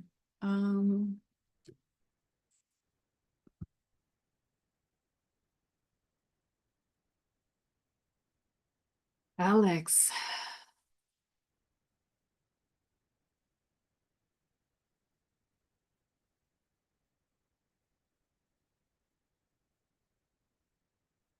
You've got the King of Cups, Alex. I don't think I read you. You've got the Sun. You've got Mother Mary and the Empress.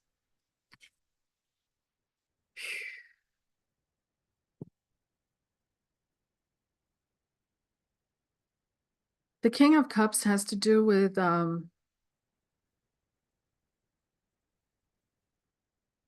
rebuilding therapy. Interesting. Therapist. It's Mr. Right or the therapist, classically speaking. And interestingly enough, on here it says, "Come, let us rebuild the wall of Jerusalem. We will no longer be in disgrace." And it says here, Nehemiah rebuilding Jerusalem. So there's something that you need to rebuild within yourself first. And it feels as if you really have to put in the work. It is work. I wish I could snap my fingers and my life would be totally different, right? And the entire world would be different. But we have to put in the work. The land that we're meant to plow here is within ourselves, our mindset, our mentality. The parables and the stories that are always being told about pulling weeds out of your garden and so on and so forth. These are the negative thoughts out of your garden of your mind.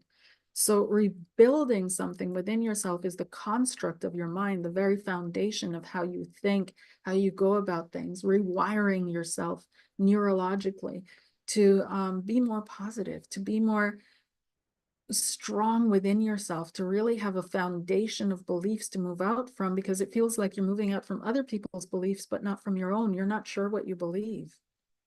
And so things get really confusing. And for clarity and success, you're going to have to do this. But when you do this, you are going to be successful. There is a promise. There is a promise. You're also meant to be a mother, okay? But there's a promise and there's a protection as well from Mother Mary. So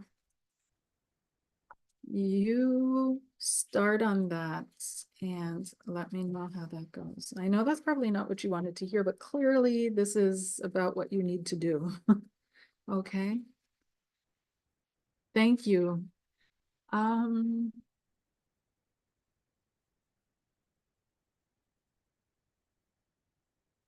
Let's see here.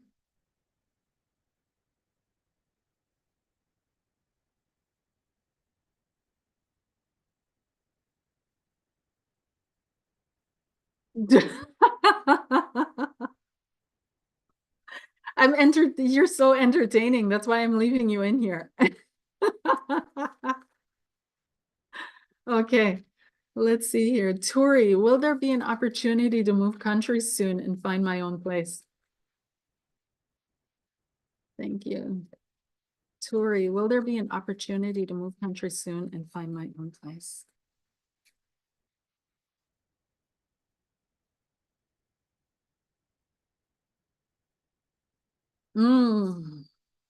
Turi, yes, but you're going to have to break off with everything that you know. Everything. It says here the Chariot, which is moving forward. This is an opportunity to move, literally the answer to your question. But we've also got here the Hanged Man being stuck. because death, so unwillingness to transform, right?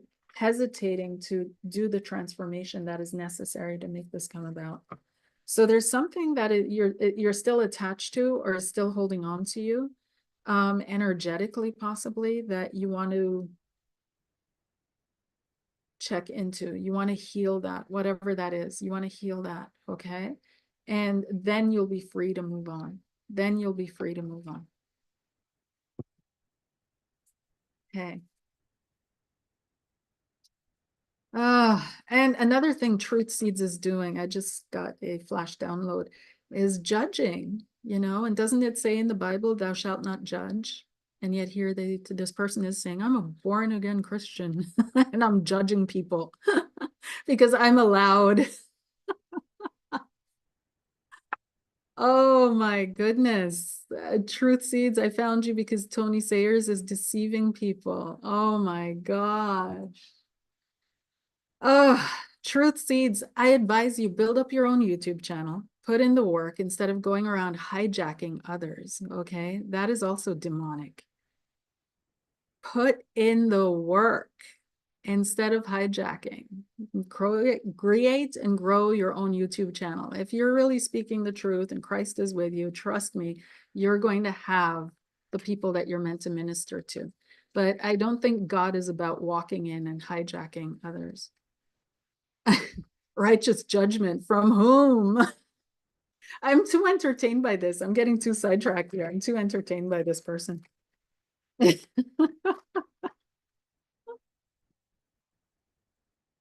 Okay, let's see here.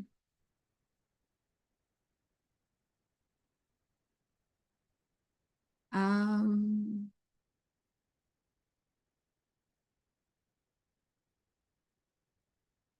let's see.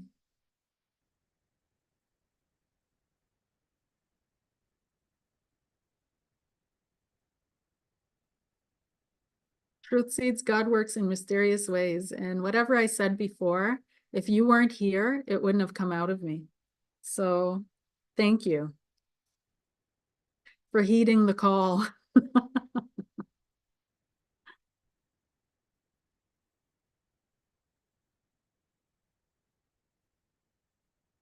Um,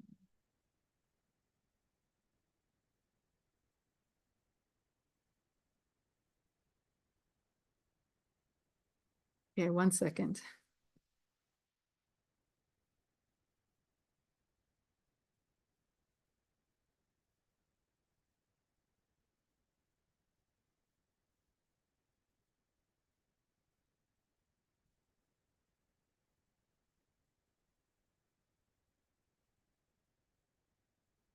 Okay.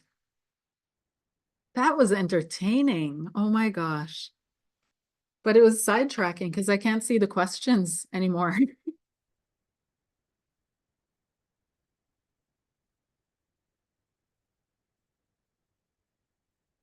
PH Diva 1. Will the difficulties of the last year be resolved or get better?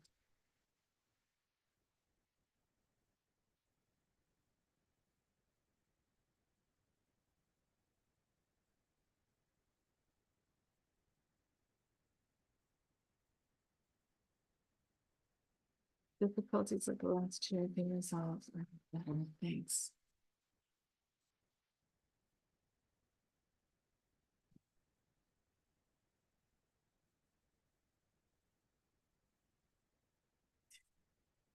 PH Diva, will the difficulties of the last year get better or be resolved?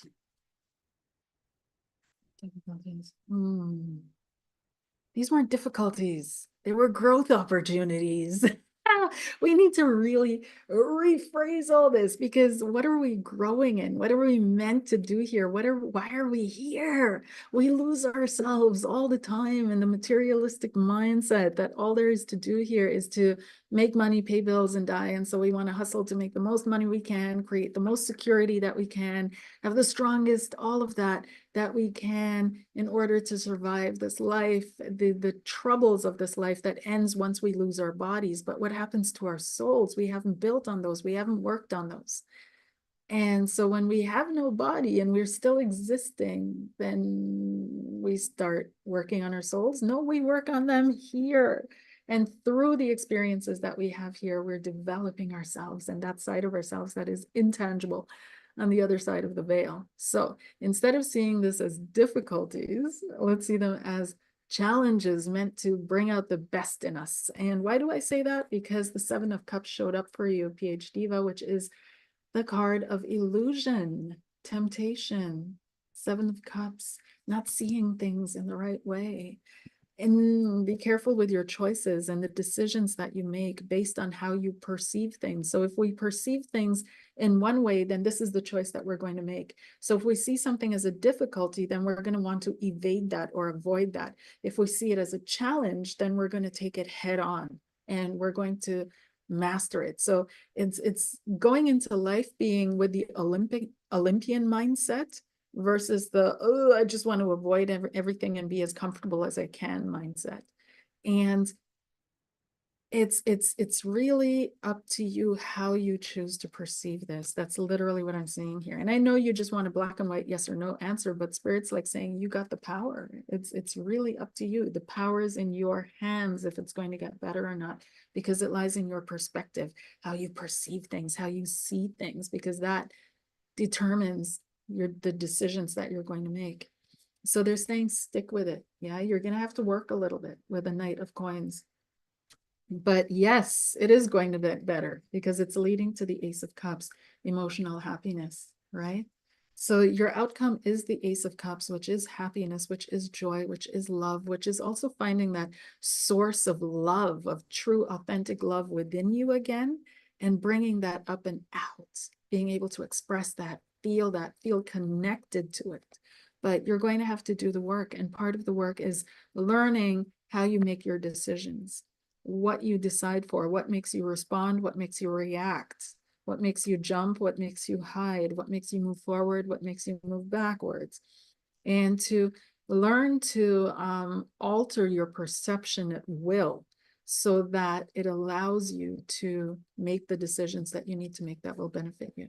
Okay, that's what I'm getting for you, PH Diva. Am I supposed to work? I'm not quite sure. I don't see a name here. And since I have the black background, I'm not seeing the symbol either. But someone asked, am I supposed to work with spirit? I used to when younger, but never found it conducive for happiness in relationships, but I'm highly drawn to the spiritual.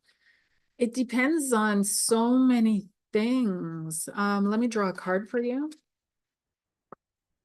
But working with spirit is people underestimate it. You know, they think it's Disneyland and everything is good and it's just out to help you. And there's nothing bad in the spiritual realm, but that's not quite true, is it? And it's not that it's bad. I mean, the spider or the fly, right? Is the spider bad because it eats flies? Is the fly bad because it's flying through your house? You know, it's everything exists, and everything exists out of, I believe, out of the creator. But does everything get along? Not necessarily. It's a moving, constantly moving universe and environment. So, no, it's not going to be conducive for happiness in relationships for various reasons. One reason could be it triggers things deep within you working with spirits. So it shows up your blind spots, and it definitely shows you where you need to heal and where work needs to be done.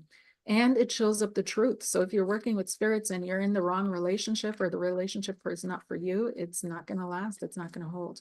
Second thing is, what kind of spirits are you working with? Are these spirits interested in evolving you? Are you evolving or not? And do you even need to work with spirits? What about working with your own spirit, connecting to your own spirit and to your own higher truth? We don't need intermediaries. We don't. Just like any tree is connected to God, and any animal and any cat, you have the right to. You don't need any intermediaries or any bridges or any translators. You're just disconnected, right? So it says here, exchange. Yeah, the card that came out for you, whoever is asking this question, am I supposed to work with spirit? It's the Six of Grains or the Six of Coins, and it's speaking about generosity.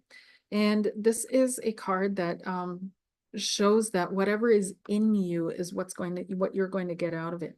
So whatever you've cultivated within you is what you're going to find an echo or a resonance with, and that's what you're going to get back. So if you're working with spirits that are kind of not generous, not open, not supportive, not protective, then you have to have a look at yourself and see where you're not that either. Where you're insecure, doubtful of yourself, hoarding things to yourself, gatekeeping, doing all these things, right? So it says here, truly, I tell you, this poor widow has put more into the treasury than all the others. And that is so classic. We always run into people that they have nothing and they will give you the last shirt that they own because they realize that their wealth lies not in things. And then you run into wealthy people that have everything and tons more, and they'll scrimp and scrounge and complain about the 20 cents extra that they have to pay. So Spirit's saying here, you have to look at what you're giving to Spirit, not just what you're getting from Spirit, but what are you offering? What are you putting into Spirit's energy? What are you contributing to? And that determines more than anything else how that will affect your life and how it will support you. Okay?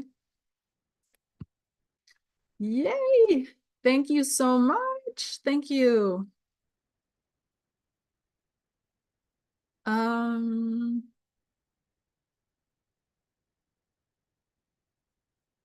Lily B, a quick look into love for me would be wonderful. Thank you. Absolutely.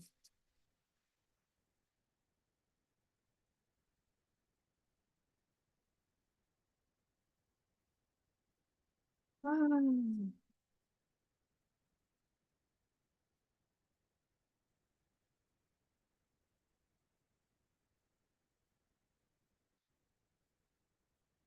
love for Lily B.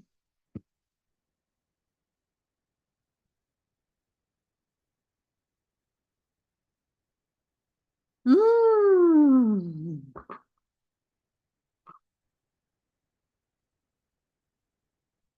Lily B, sweetie. Okay. You've got, yeah. It feels to me like you're very quiet and withdrawn. I could be totally wrong, but those are the cards that are coming up. Yeah.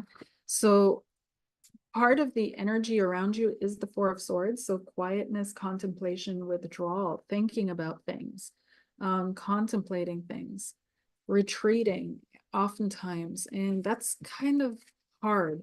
But you know what I was thinking the other day, and I was talking about this with a friend of mine, was that Julian Assange was holed up for how many years in England, right? We all know the story, Julian Assange, yeah.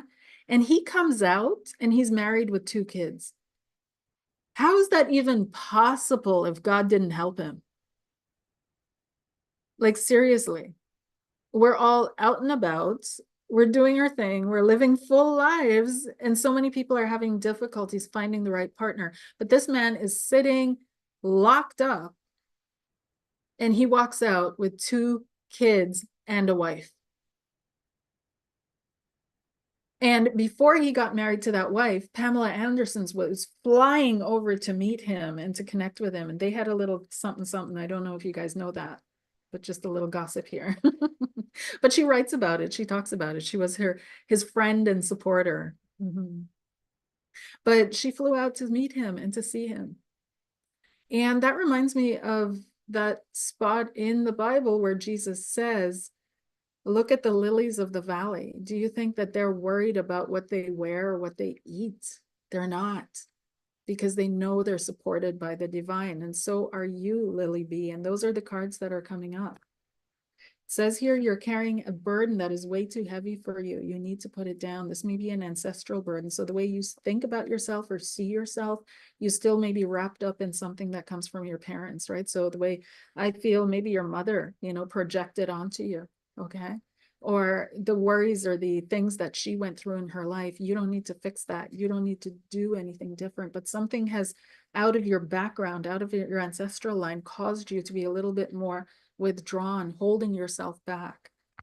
Then you have, again, this ancestral thing with the Four of Grains. So what's been given to you, you've been trying to maintain. holding on to your mindset, this unwillingness to change or to shift or to make things come about. And the actual answer card to your question, Lily B, is the Hermit. And what I love, love, love about this Hermit is that the traditional Hermit is shown with a lamp, and this one is shown with a lamb. And not only do I love the wordplay, the lamp and the lamb, right? But the difference, the traditional Hermit, you're looking for your own light. You're looking for your own, what do you call it? Your own light, your own answers, your own insights, your own revelations. But when you're looking for the Lamb and you're looking for Christ consciousness, then that's different. You're looking for that consciousness to support you, to give you the answers, to show you the way. And that is such a different way of going about things. So they're saying here, you know, seek a higher consciousness within yourself, within healing, right? Letting go, being willing to let go of pathways that are really, you like wrapping yourself up in safety, Lily B. You like feeling comfortable. You like feeling secure. You like feeling like keeping yourself in a safe place. And it feels like you really need to move into trust again. You need to go out there. You need to let yourself be seen. You need to trust that you're perfect just the way you are. Trust that God has someone for you and that you're going to meet them, and God will align the pathways for the both of you to meet, just like he did for Julian Assange's wife, and their two kids to come about, even though he was locked up, and we all don't know how those kids came to be since he was locked up, but they're here, and they must have come in a certain way, right? Which God also created. So yeah, yeah, Lily B. I hope that helps. Contemplate, think about it, meditate on it.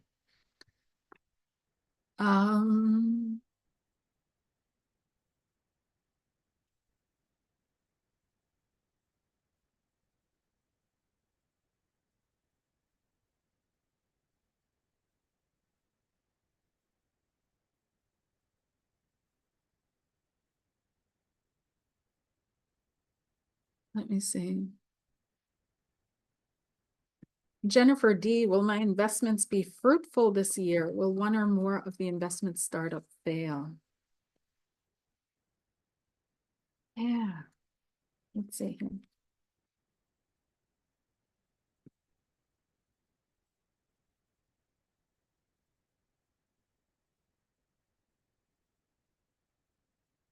Will one or more of the investment startups fail?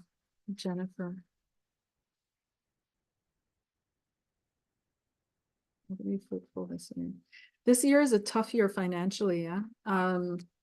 They're playing games. That's what I'm hearing. They're playing games. They're juggling things on the. So when it comes to investments, it's really a woof. It's very intuitive.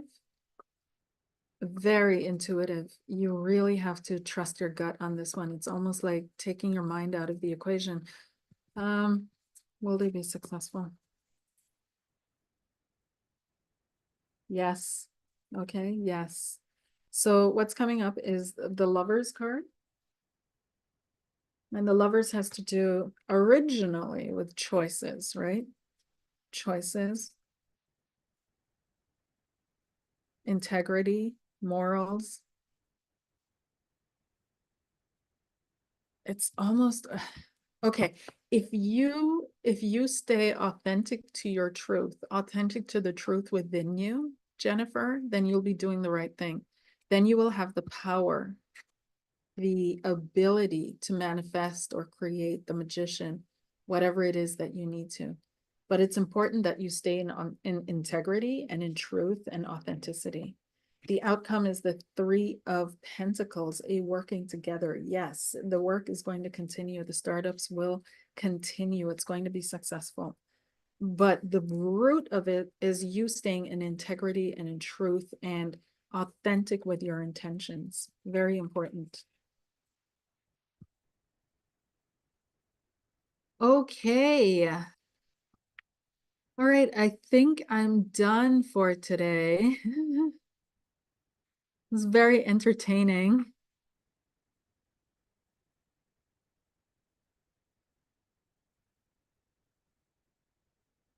Oh, Siobhan. Okay, let me just do one more.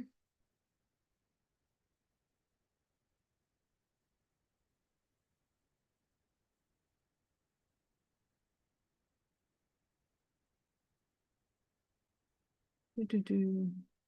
Siobhan, I'm trying to find your question, but truth seeds. Oh, I love it.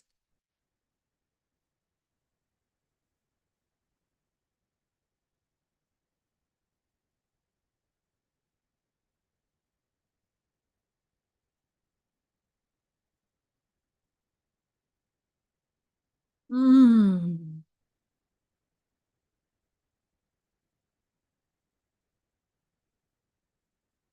Oh, will there be justice from my recent vehicle accident? The situation is extremely draining and unfair.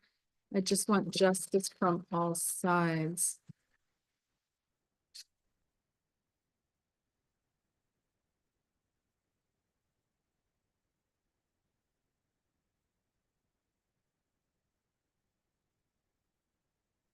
Let's see here.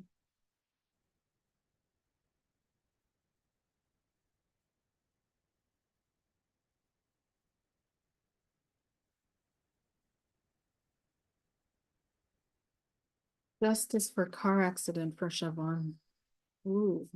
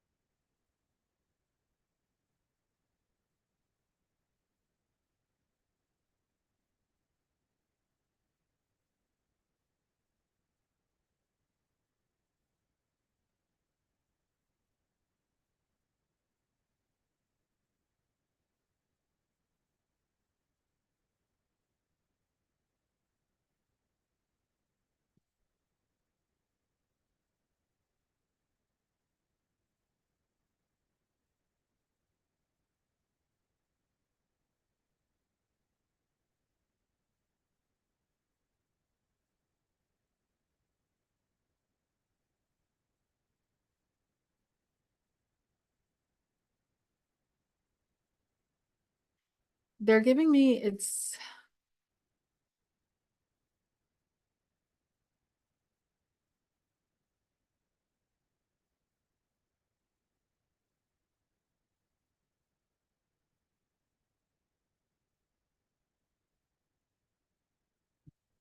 you're not gonna like this, but it's gonna continue to take a while. It's still gonna take a moment, and you're you should release this to God. You should release this to higher. You should release this to higher. It's going to continue to take a while. Okay. Sorry, Siobhan. I'm actually, to be totally honest, I'm feeling let this one go, give it up to God, and you'll see a return or something coming back to you, but it might not come through what you expected to. Allow God to open up a new channel for you to receive something from him through or from, right? But to really disconnect emotionally from this, I know it sounds it's really hard to do. I totally understand, but you have to find a way to do that. And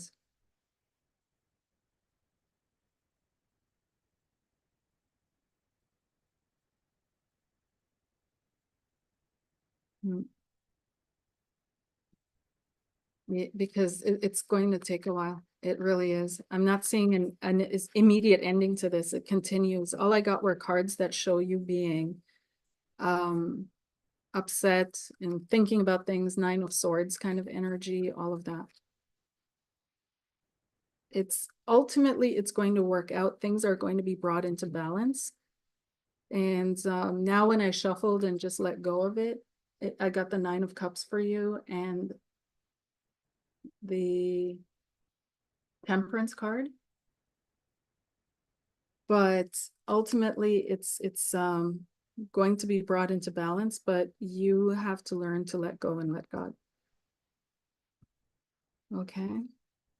And trust that what's meant for you is going to come for you, and that it can't miss you. That what God has in store for you, it's going to come to you, and it cannot miss you. It's impossible. Okay, that's it. I'm done. Mystical astrology. One more card, one love card, one card for relationships. And in case people think it's shallow, we're asking this biblical tarot around relationships. Remember the story of Ruth and Boaz. Ruth went and cried to God, I need a husband. And God says to Ruth, okay, I'll get you a husband. Go work in the fields of Boaz. And Ruth listened to God and went to work for Boaz. And Boaz saw her working hard and thought, oh, she looks cute, working as hard as she does. She's going to be the ideal wife for me. And he marries her. And he was a very wealthy man. So don't judge here, you guys. Everything about human existence, everything about human consciousness, everything about what what we experience as humans is in the Bible. It's literally Bible. Basic instructions before leaving Earth for a reason. Hate, love, passion, drama, lust, all of it is in there. So for love, mystical astrology, what's coming up? What came up for you is the Emperor. God has somebody on his way, mystical astrology, or her way. But this is structure. It is being formed. It's number 4, the Emperor. This is the right person, the right connection, the right structure is being put in place for you. Okay, it's coming. It's on the way to you. So it's a yes with the Emperor. This is King Solomon, wisdom. And this is also someone who's got something under their belt. They've already achieved something in their lives. They're achieving something right now, and they're on their way. Okay. All righty, you guys, thank you so much for being here. Thank you for being part of my circle. Thank you for supporting me. I love you guys. Thank you for being in my chat and holding down the energy, this beautiful energy. And we see how that works, you know, like something a little bit interesting, let's call it, came in, and everybody just stayed calm and chill and just, you know, and it couldn't do anything. It literally couldn't shift the energy in here. So you do that in your life too. Go out there in your lives this week, stay calm and chill and focused and grounded, and realize that everything's going to be okay in the end. You got this. Take care, you guys. Bye.